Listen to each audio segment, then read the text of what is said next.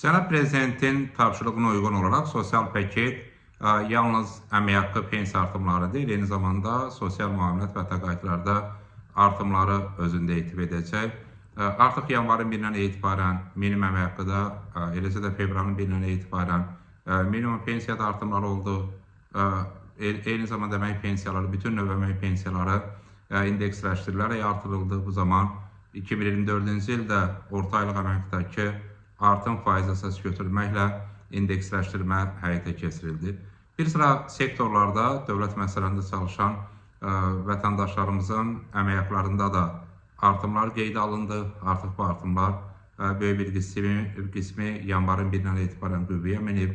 Vahid tarif cədvəlinə uyğun olaraq maaş alan bütün vətəndaşlarımızın vəzifə maaşları artırıldı. Buna bağlı Nazirlər Kabineti tərəfindən uyğun qərar verildi və həmin qərarda yanvarın 1-dən qüvvəyə mindi. Və təbii ki, Cənab Prezident tərəfindən 23 dekabr 2024-cü ildə imzalanan sərəncamda Nazirlər Kabinetinə sosial müavinətlərin və təqaüdlərin artırılması ilə bağlı təkliflərin hazırlanması üçün 3 ay vaxt müəyyənləşdirilmişdir.